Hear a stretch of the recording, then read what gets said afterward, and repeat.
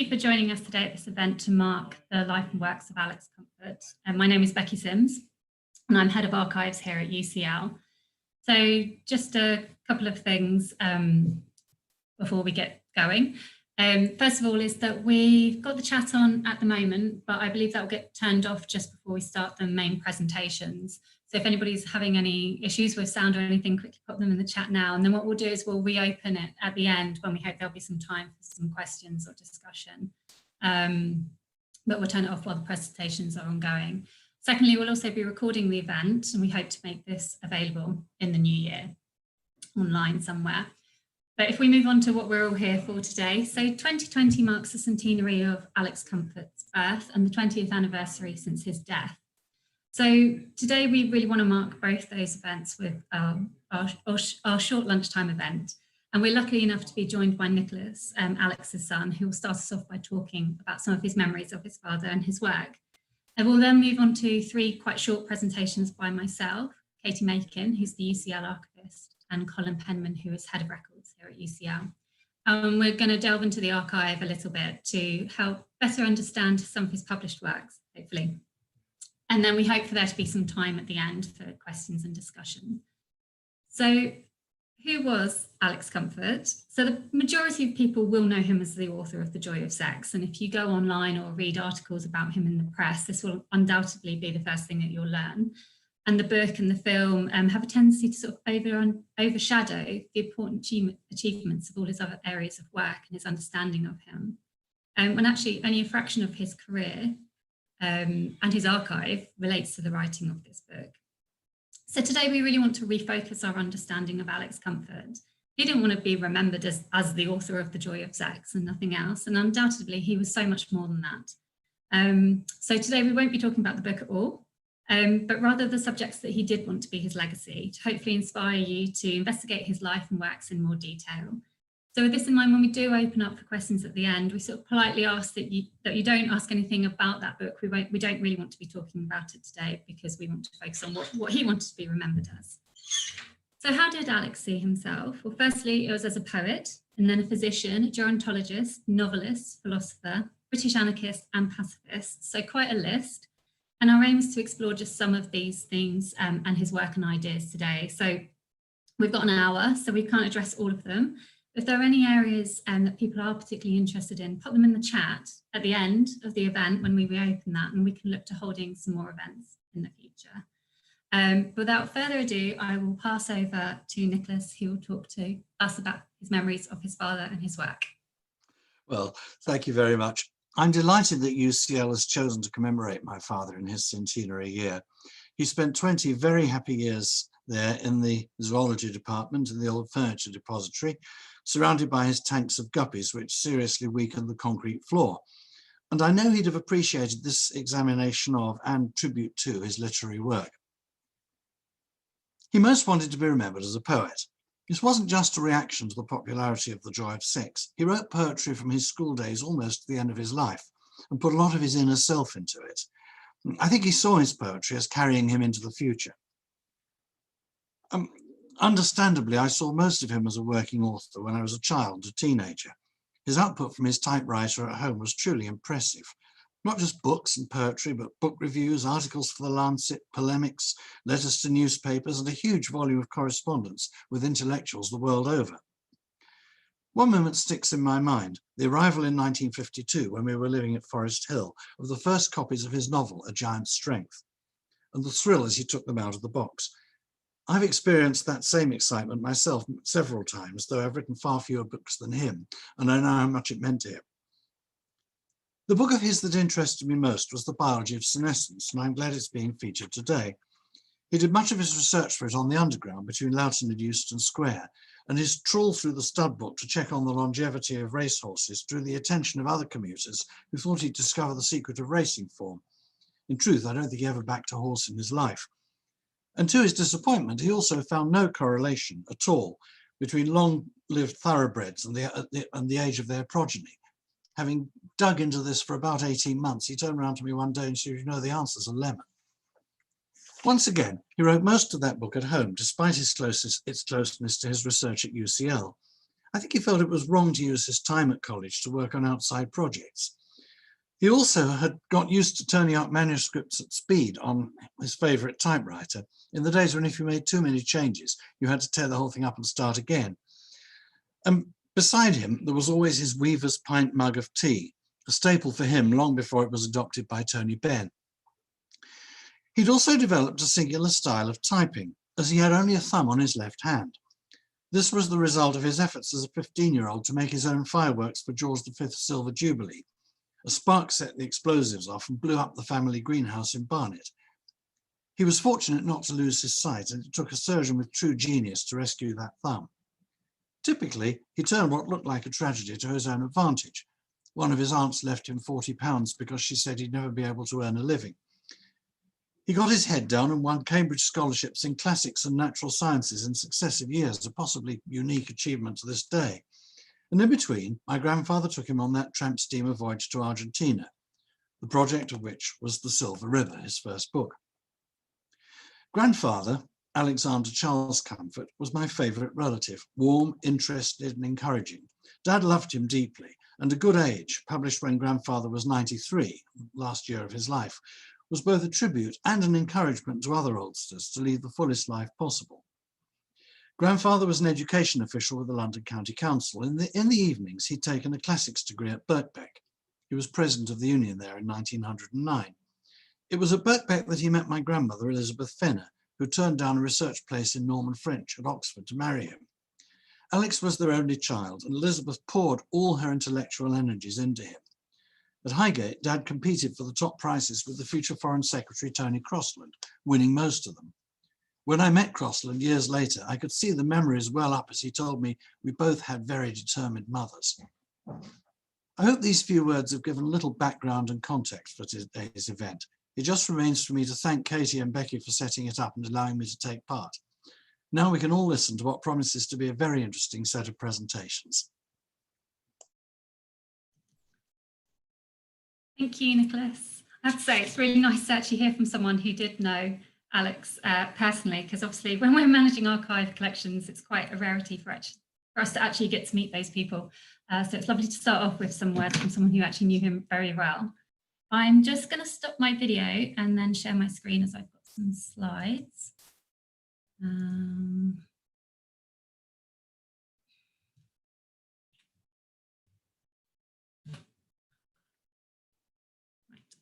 Okay, hopefully everybody can see that.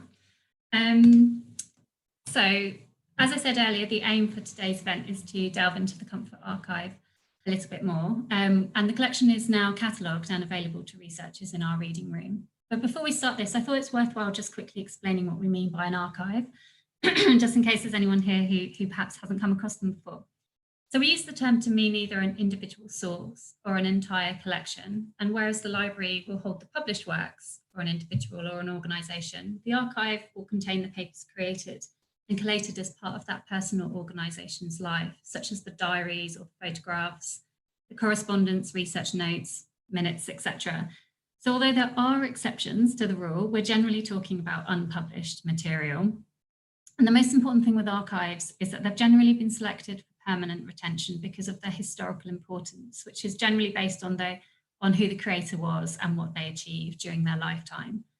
So because of this historical significance, although we may appraise within collections, removing some sections, and it is a myth that we keep everything that's created by individuals and particularly organisations, we don't get rid of the collection once it's in our once it's in our care. Sorry. So,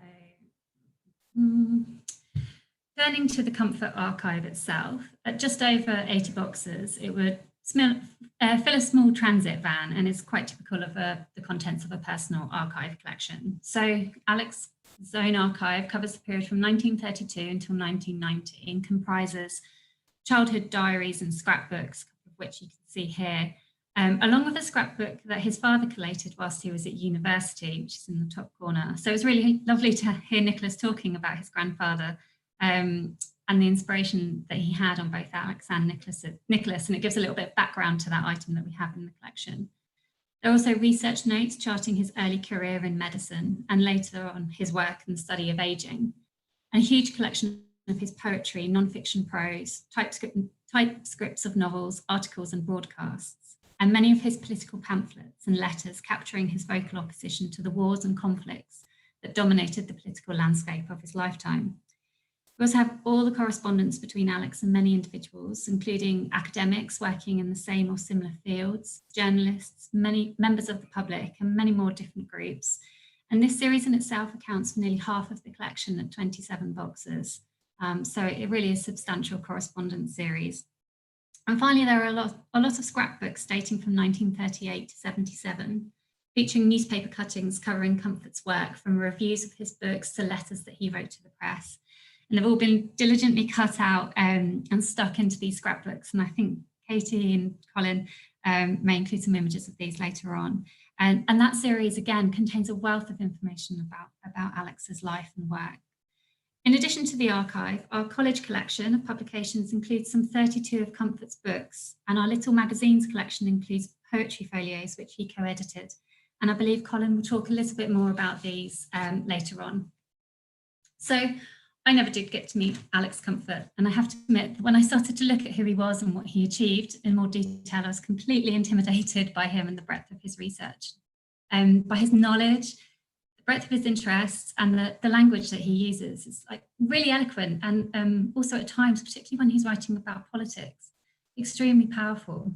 So I was trying to narrow this all down into a short presentation that left me in a bit of a spin as to where to go, really. And there were so many different angles and so little understanding on my behalf. And so suddenly feeling very ignorant about many, many different areas, I decided to talk about what I do know. And that is how archives can provide a different dimension to the published works of an individual organisation to help us better understand them, their standpoint, their motivations and their interests. So for the rest of the time, I will do this using some of the earliest records that we have in the archive. Okay, so Nicolas has already mentioned the trip that Alex made with his father in 1936 from Holland to Buenos Aires and back home via Senegal, an account of which was published as a travel book in 1938 called The Silver River. On the 30th of July 1936, 16-year-old Alex and his father joined the crew of a tramp ship travelling from Holland to Argentina via Madeira, and after a week in Buenos Aires, they travelled back to Liverpool via Dhaka on a Greek cargo vessel, finally getting home at the beginning of October. And on the slide is a map of that route. So with only a stop off at each location for a few days, the majority of that time was spent on board those boats crossing the Atlantic. So this slide shows some of the items that we have in our collections relating to the trip and the subsequent publication. So the last image is a copy of The Silver River that was published in 1938. And next to that, we have the annotated draft typescript in the Comfort archive. And I just really like the ink splatters on the front cover. I think it's a nice touch. And then the first image is the diary that he kept, recording a daily account of the trip. So alongside the diary and the typescript, we also have the fire drill list for the Pegasus, as the boat was called in the book, with the crew's details, as seen here on this slide. And from his published account of the journey, we know he spent many hours on the ship's typewriter, and I'm guessing that this is one of the documents that was typed up by him. And sadly, we don't seem to have any other documents that he typed up whilst on his travels. But we can use this to start to document putting the names to some of the characters that he builds of the crew, particularly on the ship called the Pegasus, such as the skipper, the cook, the first mate. It's quite a poor image, but halfway down the list you can see an E. Jackson, and he refers to a Mr. Jackson quite a lot in the book. We also have his Argentine immigration records, which you can see here, and Nicolas mentioned the fact that on his left hand he was missing his 4 fingers, and you can see that here on the document. So from this document, you can learn that he actually travelled on the Pentridge Hill, which was an English cargo ship, which was scuttled in 1945 as part of an agreement to dump weapons after the Second World War.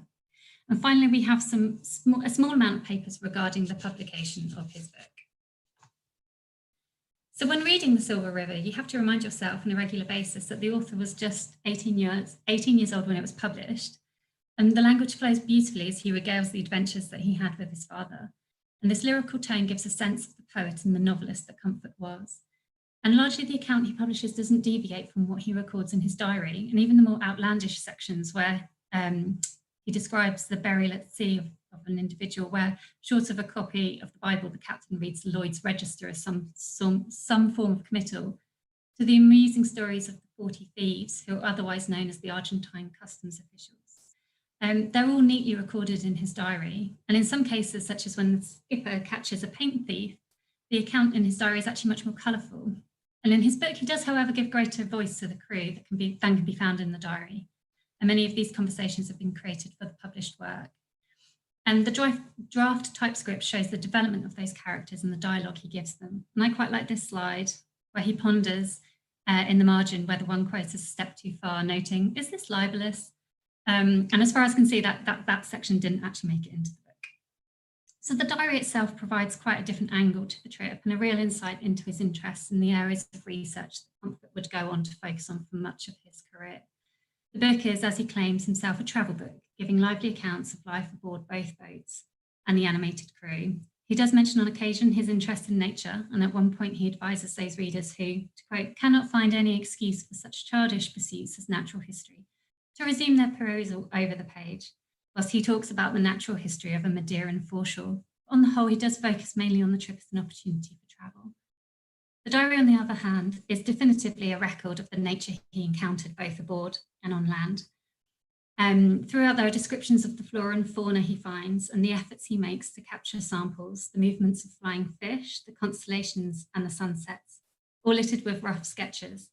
And I felt as I read it that it feels more like what you'd expect of an interest of a schoolboy. So this page is quite typical of the information that he records in his diary, and it's from the section when they're in Argentina and they take a trip to Dhaka, at a time a popular tourist resort for the wealthy, although by the mid-30s when Alex and his dad go, its decline has begun. Although he does acknowledge this area as a tourist area, his diary focuses on the natural kind of habitat of the area, recording that, to quote, the nuisance of the boats and the hoardings advertising beer and petrol, but that, again quoting, none of this can destroy the beauty of the area. The map shows the route that they took on the river, and the drawings are images of the plants he found. I like the fact that amongst this playground for the rich, Alex sat at the tea house, quote, taking the opportunity of examining the plants, which were singular. And every moment was an opportunity for collecting specimens. And once he was home, he added numerous sketches to the diary, a few of which can be seen on this slide. And I apologise, the quality is pretty awful of these images. So one is actually annotated AC, which is either Alex or his father, I presume. And I don't know if Nicolas can provide any more insight into who painted the images, but they're really lovely, really detailed, what he discovered on his trips. And if Alex himself did do them, then it's just another skill to add to that very long list. But sadly, none of these images actually made it into the published book. So although we have the book, the typescript and the diary, what we don't seem to have much information on is how the book came to be published, beyond a note in the review of the books in his scrapbooks, stating that he approached the publisher. When using any source, we always ask, why was it created and what was the motivation? And diaries are always an interesting example. Was it created as a personal diary, or did the author write in a way that suggests it was being written for an intended audience? And we can't know for sure what the intention was for Alex's diary, although it would be reasonable to consider that at least in part it was written with an intention that it will be used for a wider purpose in the future. And there are certainly sections where the language is written as though he's doing just this. However, I'd also say that the two accounts were largely written for different audiences, with his diary being much more a personal account of at least one of the intended reasons for the trip. As he says himself in his book, to follow in the steps of Darwin, a wish which is beautifully captured in his diary when they first stepped ashore in Argentina, and he records, I felt the thrill of being on South American soil in the continent of butterflies and strange birds. Suffice to say, the diary provides a real insight into those interests that set him on the path of research into nature and onto medicine. And as one of the book reviewers remarked, Mr. Comfort should definitely be heard of again. And that's all from me, and I'll pass over to Katy, who will talk about Alex Comfort's work on the study of aging. Thanks, Becky. I'm just going to share my screen. So as Becky says, I'm Katy Makin, and I'm the archivist responsible for managing the donated and deposited archives at UCL Special Collections. So that means I look after archive collections that have been given to UCL, which includes many personal archives, such as the papers of Alex Comfort. Now I've said hello, I'm going to switch off my camera to avoid any bandwidth issues during the presentation. So when we were first arranging to do this event, I volunteered to talk about Alex Comfort's work on ageing. We felt it was really important to cover this because geriatric medicine and the science of ageing was the main focus of his academic career. However, the problem with being an archivist is that we are not, in general, subject specialists in every collection that we manage, which meant that I faced the challenge of speaking informatively about a subject that isn't my own. So the main focus of my presentation today will be on his book, A Good Age, which was written for the layperson. Comfort wrote about ageing from both a scientific and a sociological point of view, with books and papers aimed at research specialists and the general public. He distilled a lot of his work on the science of ageing across species into his book Ageing, the Biology of Senescence, which Nick mentioned earlier, and was first published in 1956. This is essentially a compilation of evidence about the aging process in mammals, birds, reptiles, fish, and invertebrates. It talks about their maximum lifespans and how they are affected by old age. He spent a great deal of time, particularly later in his career, looking at how humans are affected by old age. He often wrote and lectured on how old people were seen and treated in society, and ageism was clearly an important issue to him. Now, broadly speaking, Comfort's various publications show that there were three groups of people who he held responsible for attitudes towards old people and their place in society. These were the old people themselves, people who are not yet old, and doctors, particularly those responsible for the medical care of older people. A Good Age, which was first published in 1976, is aimed at the first two groups. This is my own copy, which is why it has post-it notes sticking out of it. It is essentially a book about being old. It's partly a handbook for those who are already old, but as he says on the cover of this edition, it's also a guide for the young, because those not yet called old need to realise what's in store for them if they let things ride. It's a call to arms, to the non-old to reconsider the way they view older people and how society treats them, and to the old to push back against being sidelined. The book itself is structured a bit like an encyclopedia, with entries giving facts and advice about ageing and being old, and it's arranged alphabetically, but it could easily be read cover to cover. It's quite a short work, and I suspect that this is the intention.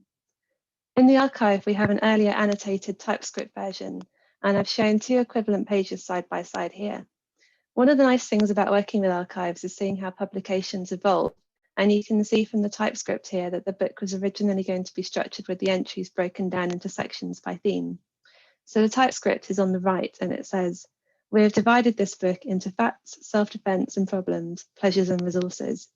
But the final version was just a straightforward A to Z. It wasn't broken down by theme.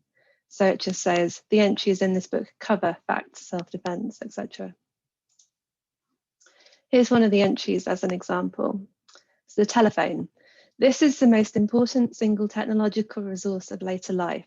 If you can reach a telephone, you aren't alone. Practice using it in the dark and cultivate the habit of calling neglectful relatives and reversing the charges for their education, not your benefit. I wanted to look next at how the book itself has aged. The overall message of this book, I think, is quite optimistic. It argues that, in general, anyone can have a good old age and age well, that science will help with this and will increasingly provide the solutions to age-related issues. These pages are from the introduction to the book, and again, I've shown the printed page and the typescript draft side by side. Comfort says in this opening paragraph that there are two kinds of aging. He says the first is biological and expresses itself in such changes as the greying of hair, the decline in eye focusing power, and the loss of top register hearing. The most serious of these changes is the increased liability to and lack of recuperative power from illnesses of various kinds. He says the mechanism of his loss of vigour is not yet fully understood, but it is under investigation, and the rate of loss can almost certainly be artificially slowed. Now, he was certain that his branch of science, geriatric medicine, would eventually be able to mitigate the effects of this kind of ageing. And he says that this would be the area of some of the greatest advances in medicine by the year 2000. The second type of ageing is what he calls here sociogenic ageing. And he explains this as the role which society imposes on old people as they reach a certain chronological age. At this age, they retire or are rendered unemployed, useless, and in some cases impoverished. After that transition, he says they are prescribed to be unintelligent, unemployable, crazy, asexual. This is from a typescript of a talk he gave in the 1970s, also on negative attitudes towards old people, but this talk was aimed at medical professionals. Now, the talk contains much of the same themes as A Good Age.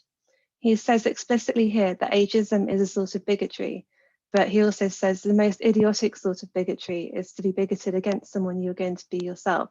He uses racism and sexism as counterexamples. Now, he compares ageism and racism in several of his writings in a way that I think we would find quite problematic today from a number of reasons, intersection being the most obvious one. However, it's quite sobering to look at his assertions made in publications and talks in the 1970s that ageism was the next thing to be overcome now that racism, sexism, anti-Semitism had been dealt with, and to see the lack of progress in all of these areas. If you look back over the last year, we almost seem to be backsliding. In fact, the first thing that struck me about A Good Age is how relevant it is today, given the COVID-19 situation. If you think about the treatment of old people in care homes, the debate about lockdown and shielding the vulnerable, and the death rate from COVID-19 among older people, and the implication in some quarters that some people are expendable because they're old. This slide is from A Good Age again. In fact, the first entry in the book is ageism, and Comfort here defines ageism as the notion that people cease to be people, cease to be the same people, or become people of a distinct and inferior kind by virtue of having lived a specified number of years. This book was published 44 years ago, but I think this message is just as relevant today. Now, I said earlier that A Good Age was an optimistic book, and while some aspects of the book clearly have not aged very well, I think a lot of the practical advice is still sound. Now, we may not in 2020 be where Comfort hoped we would be as a society, but the book is full of advice on an individual level about advocating for rights and dignity in old age, and also for the fulfillment of old age. One of his key arguments is that, done properly, old age is something to be enjoyed, that people are capable of more than they suppose and must not accept the unpersoned narrative. His writing is very sharp and I think sometimes to be taken with a pinch of salt. Here's some more of his advice. Leisure. Leisure is a con. It should mean time when you do what you yourself want to do. It gets sold as part of the unpersoned package, as time in which you are expected to do trivial things for which you have to pay money. He says what the retired need is occupation. Leisure in the right sense will follow. Pulling rank is one of the pleasures of age to which you are entitled, so swallow what you have learned about modesty and non-assertion and use it. Courteously and immovably show people that you value yourself and expect them to do the same. On pets. Pets, because they're age blind and don't answer back, often make better company in an ageist society than people. The best pet for some old folks is a large savage dog to set on the landlord's thugs. I wanted to end by looking at the reception to A Good Age. As Becky mentioned, there are some scrapbooks in the archive containing newspaper and magazine reviews of A Good Age. Most of them pick up on the call to arms message of the book, which encourages old people to be stronger in advocating for themselves. There's a selection here from local newspapers around England. All of them have sort of missed the point about using respectful language to refer to older people, because they all open with the phrase, Britain's grannies and granddads were urged today to get much more militant in their old age. This is a particularly nice cutting with a photo of Alex Comfort and his wife Jane. It mentions that they are on tour around the US to promote the book, and it did well over there. There are some nice letters in the archive from American readers, including Stansfield Turner, who'd just been appointed head of the CIA, and from Jimmy Carter's campaign officer, who had given a copy to Governor Carter, as he was then, and he became President Carter a few months later. Some of the most interesting letters come from members of the public. So there's the woman from Oxford who was aggrieved because British Rail concessionary train tickets for retired people were printed on cardstock that says child, because they only had one reel of cardstock for all types of concessionary tickets. She feels it is infantilizing and wants Comfort to take it up with the train company on her behalf. I wanted to end on this letter from a woman who had read one of Comfort's articles on ageing and was looking forward to reading A Good Age. She was 73 and still working, but kept saying to herself, "What's the matter with you? You'd think you were 50. When are you going to start acting your age?" She says to Comfort, "Well, your article knocked all this in the head. Reading it, I felt born again. Now I know I'm right and the world's wrong, a fact I've suspected for many years but have been unable to prove until you came along. And thus I feel compelled to thank you, Dr. Comfort. You certainly live up to your name. No more wasted efforts trying to convince myself it's time to lie down and roll over." So I think that's probably a good place to end. So now I'm going to hand over to Colin for our final 10-minute session, in which he'll be looking at a selection of Comfort's poetry.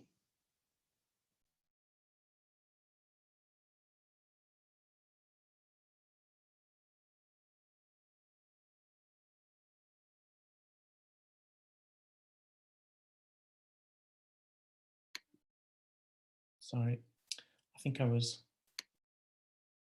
muted there. Sorry. Thank you, Katie. Yeah, as I think Becky mentioned, I'm head of records and special collections, which means I look after the college archive and published works that are to do with UCL. But I'm going to be talking about Alex Comfort's poetry. So I'm just going to get some slides ready.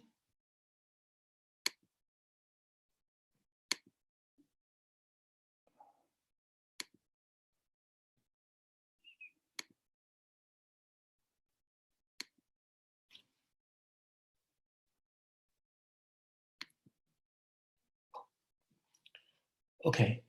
Yeah, so I'm going to talk about Alex Comfort's poetry, but I'm going to start with a quotation that's not by him, but it's about him. And it says, "Main emphasis anti-British, subjectively pro-German during war, appears temperamentally pro-totalitarian, not morally courageous, has a crippled hand, very talented." This is from George Orwell's so-called snitch list of communists and fellow travellers. What I wanted to do in these next few minutes is to take a closer look at some of Comfort's poetry, focusing on poems written around the time of the Second World War, and so with his politics very much to the fore, and invite us all to consider how fair that comment was. So despite everything that was going on in the world and in Comfort's own life during this period, he was surprisingly busy on the poetry front, finding time to produce 3 full collections in 1941, France and Other Poems in 42, A Wreath for the Living, Elegies in 44, and The Signal to Engage in 1946. There were also editor or co-editor of at least 3 poetry magazines, including poetry folios. Sorry.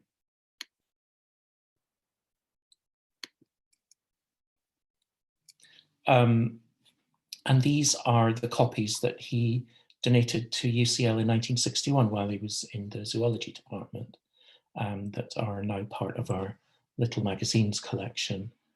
Just think that they've got really nice covers. And because I've got the opportunity to share his archive here, I'm going to be presenting as much as I can from the 3 poetry notebooks that are in the archive, especially as I don't believe any of Alex Comfort's poetry is currently in print, and I don't think it appears in anthologies, which it did at one time. So this poem, Glaucus, was written in 1937 when Comfort had just turned 17. It was published in The Threshold, which we also have in College Collection, a collection of poetry and prose from schools across England. And I've shown it here with the pages, the draft of, or the final draft of Glaucus in the first poetry notebook. Now, young poets often, or they used to, start their careers with mythological or historical subjects, and Comfort was no exception, though he did return to classical myth throughout his career from time to time. Glaucus was a fisherman who ate a magic herb that turned him into a sort of merman who lived under the sea, becoming a protector of sailors and fishermen. And here he's chasing the nymph Scylla, who's trying to get away from him. Comfort's poem is a lot less racy. It's essentially a Christian, or anyway, a biblical story, showing a pessimism that I think was characteristic of Comfort. Its message is essentially that humanity has made a big old mess of the world. Glaucus, dragged down to the depths, hears God's voice. Once when I drowned my sinful race, one man I saved on the water's face. My vow is made, but the earth is vile. My works the sons of greed defile. The pure salt sea with its holy worth shall save who will from the curse of earth, and so on. In many ways, this is a young man's poem.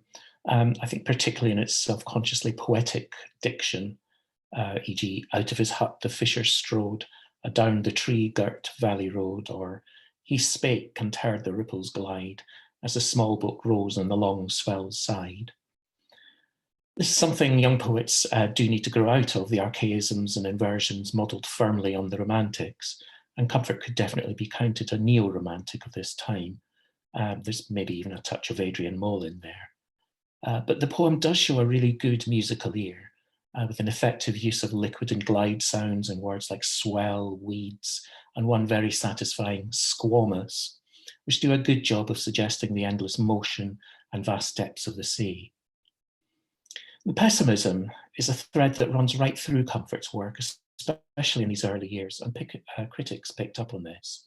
The Spectator reviewer of elegies, for example, while generally positive, found what he called the constant repetition of skull and skeleton imagery wearisome. And Stephen Spender noted in a New Statesman review the year before that Comfort's horrified obsession with uncomfortable events produces the same kind of effect as photographs of atrocities. You can see him struggling with this tendency maybe in this pastoral Song for Autumn, again from the notebooks, which is mostly, it's quite a measured poem. It bounces along in a jaunty dimeter, which is a line with only 2 feet or stresses in it. The wind is willing upon the land as the lyre that sings in the poet's hand. But he also couldn't resist these cancelled lines in the middle there, which I've highlighted, to chill the ploughland's grinning bone and shrieking treetop's skeleton. These really tip the poem off balance, both in tone and meter, with that awkward skeleton, and I think he was wise to lose them. Comfort was also known as an anarchist thinker and a pacifist, like some of the other poets of his generation. I'm thinking of Norman MacCaig and Robinson Jeffers, and a pacifism in the most uncompromising terms. For him, there was no difference morally between the actions of the two sides in the Second World War. No sense in which morally compromised acts could be justified as a means to a good end. So Churchill, Hitler, and definitely the leaders of RAF Bomber Command were all in equal measure war criminals. There's real anger, and in its clarity a certain protest song quality in The Wingless Victory, which opens the signal to engage. In the notebook here, it's simply The Victory. It's worth hearing the end of the poem. There is one freedom only, to take the hands of men called enemies, and you and they walking together go to seek out every throat that told you kill. There is one freedom only, to teach your children so that they will take every man's hand and put their heel on every mouth that speaks, obey. There is one freedom only, to live as a man among men. And I would recommend the Notes for My Son section of his long poem, The Song of Lazarus, from around this time, and it has a similar feel. In June 1943, under the pseudonym Obadiah Hornbrook, Comfort published his letter to an American visitor in the Tribune newspaper. It's an invective aimed at all those writers and artists who had let themselves be roped into official propaganda efforts and betrayed their integrity for financial gain by supporting and promoting the war. It's quite long, but I think it's worth sharing just a few lines to get a sense of that anger. Oh, for another Danciad of hope purge this dump with his gigantic boot, drive fools to water, aspirin or rope, make idle lampposts bear their fitting fruit. And here we've got his letter to a friend in the army, written in March of the same year from A Wreath for a Living, which is on the left of this slide. You have the harvest, you have the power, the license to reap men wittingly, you are grown terrible. It's at least as good as Herbert Reed's much more well-known To a Conscript in 1940, which takes a similar stance. I've asked myself what's behind this anger. I don't think it's merely an intellectual opposition to war, but rather a visceral reaction to what Comfort saw around him in the bombing of London and read about the Allies' conduct of the air war.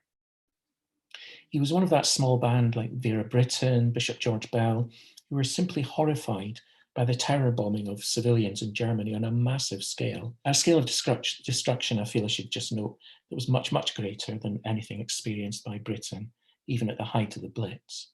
On the right of this slide is a page from one of the scrapbooks, which I think Becky mentioned. It's a letter to the Tribune on the 2nd of April, again in 1943.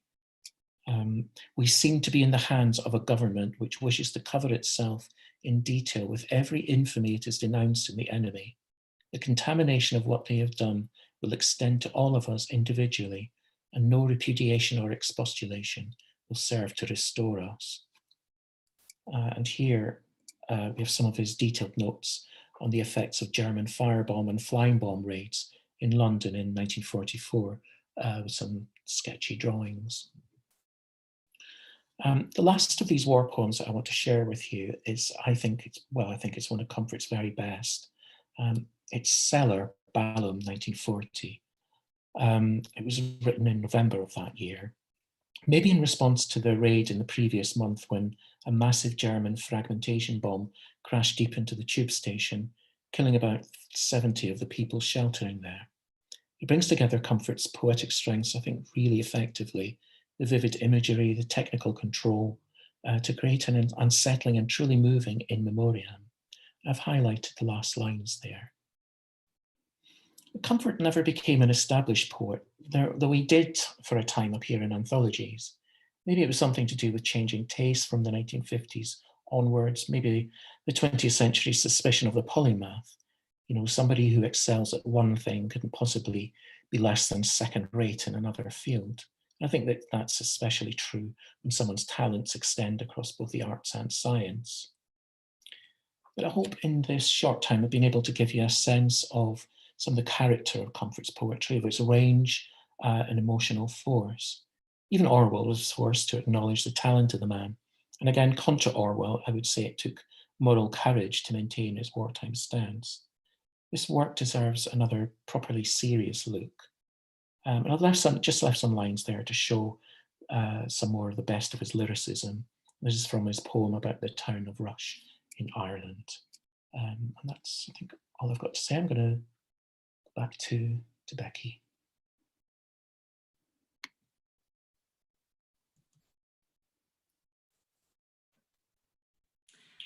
Thank you to Nicolas.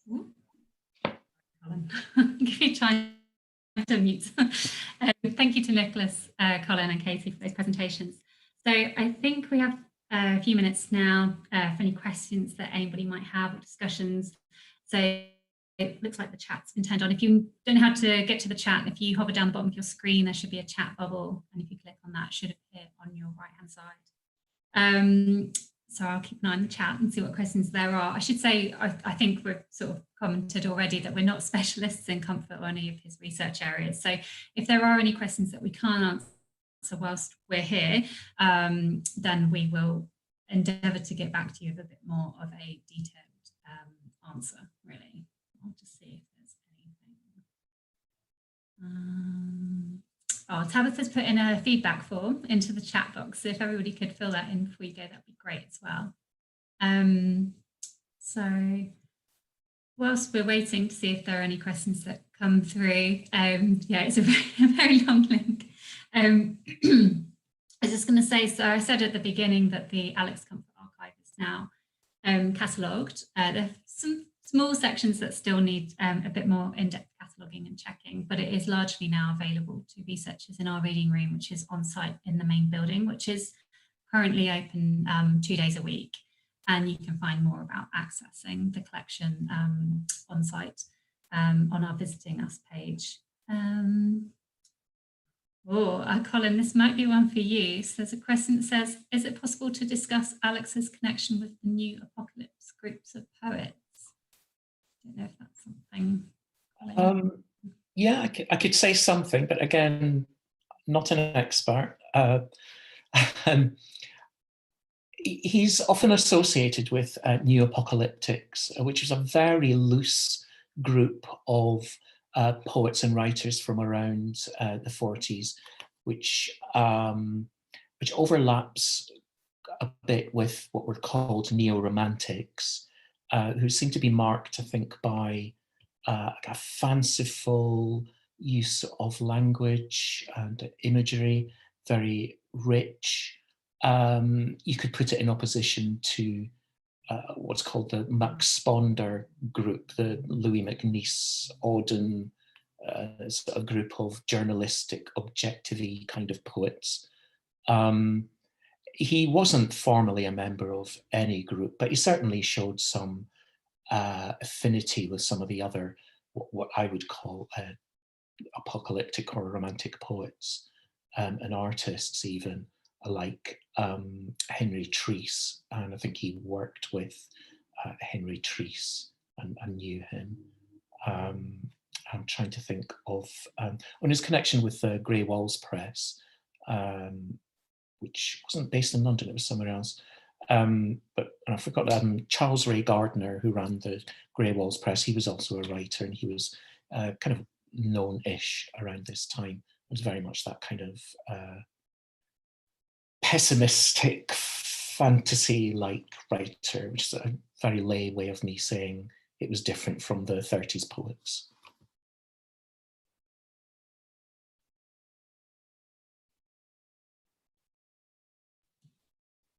Can I ask a question without using the? I can't see any way. I can't see any blue hand. Go ahead. That's fine. Yeah.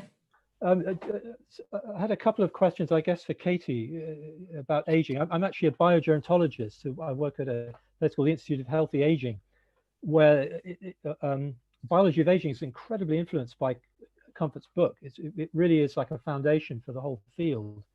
A couple of things, and one was really whether from the archive you have a sense of people who are kind of Comfort's proteges, like people who remained around kind of scientifically after Comfort.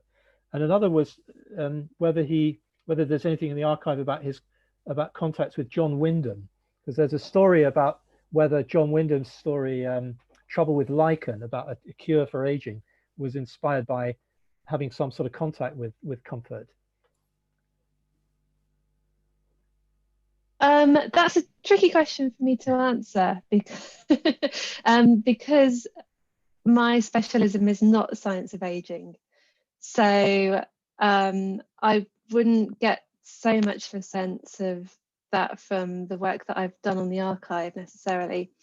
One thing that I will say though is that he corresponded extensively with people from all walks of life. So that's actually quite a big research topic. So you seem like quite specialist questions in a way, but actually the answer, finding out the answer, is actually quite a complicated avenue of research. His correspondence is all available. We haven't digitized it, unfortunately, although I'm sure we'd love to at some point in the future.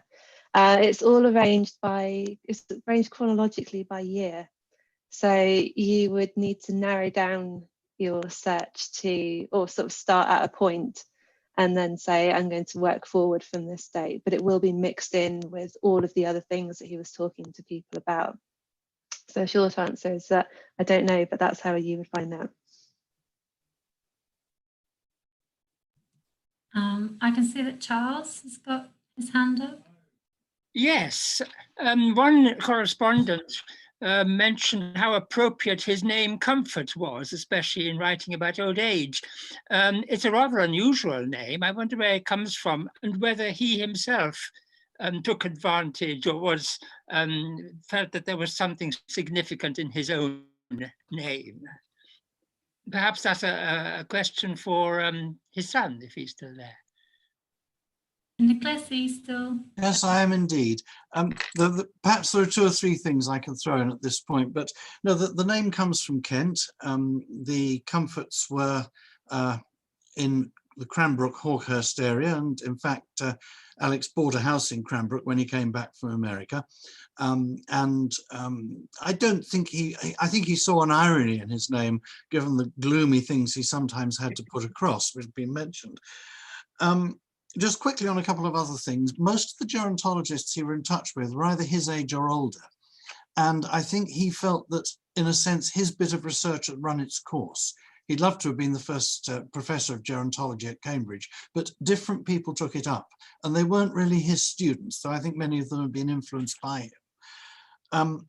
There was the question of, which I think has been coming, of what he did during the war. He was training to be a doctor and was in the hospitals, he was in the air raid shelters and the rest of it. He had to go to Ireland for a year to do midwifery because there weren't many babies being born in London, and that gave him a lifelong love of Ireland, which affected his politics as well.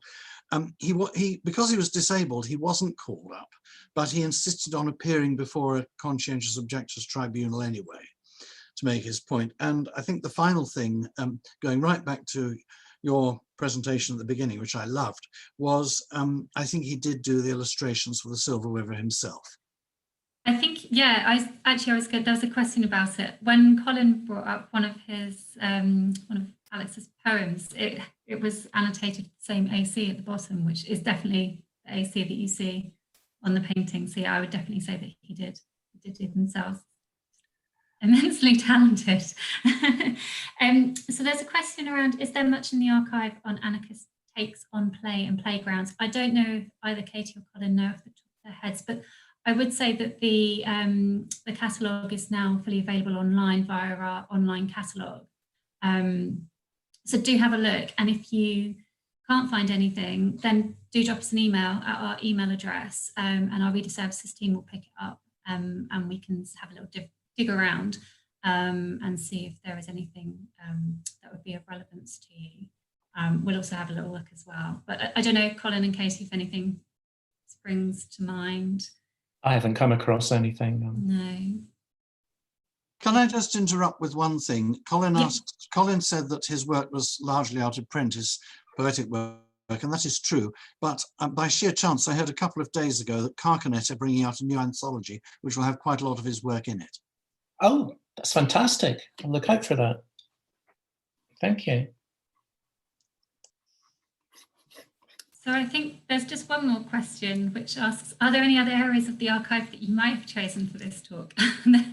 Lots, I think, is the answer to that. I mean, one of the things that we had a discussion about right at the beginning was the different areas of Alex Comfort's life and research, his political views, what's in the archive, what might be missing from the archive. So it was really just getting a sense of what we could actually fit into an hour, which isn't a very long time to look at a collection that is so broad in so many different areas. So part of it was trying to look at things that he is well known for in some circles, but perhaps not popularly known for, because the joy of sex just sort of takes over everything. And also, if I'm honest, something that we would feel comfortable talking about for 10 minutes.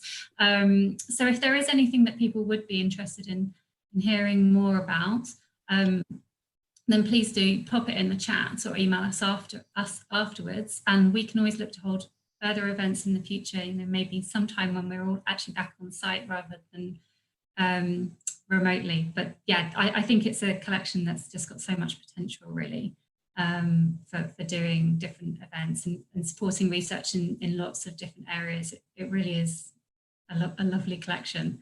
It's like a gift for archivists, really, when you're looking at different areas of research. I don't think there are any other questions, unless I've missed anything. Katy and Colin do. I just noticed that Karen has mentioned New Road, and I think maybe she means New Road magazine, which was published by Grey Walls in the 40s. And we do have some copies of that in the little magazines. And so absolutely, that would be another area that would be fascinating to talk about, that whole group, about who they were publishing or not publishing in those magazines at the time. Yeah, another whole hour about New Road, why not? I think you could do a good hour on each of the subjects we've talked about today and all the others as well, couldn't we? So I think they are all the questions that we've had so far. I don't know if there's anything that Colin, Katy or Nicolas would like to add at the end before we say goodbye, or no obligation. I would just recommend, I know I've mentioned quite a lot of poems, but if you haven't read The Atoll in the Mind, I would recommend just go and find it somewhere. You'll find it online, I'm sure. It's a great image about the brain and the divided self and choral. So it's like science and poetry all mixed up in a great image. And it was a set poem in the, I think, GCSE exam at one time. Yeah, I didn't know that until you mentioned it. Yeah. Fantastic. Okay, so that's really good timing in terms of coming to the end of the discussions. So it's really just for me to say thank you to Nicolas in particular, and also to Colin and Katy for taking part today, and for everybody for joining us. As I said, we've recorded the event, and we hope to be able to make that available online in the new year once we've got that accessible. So yes, thank you for joining us all. Bye.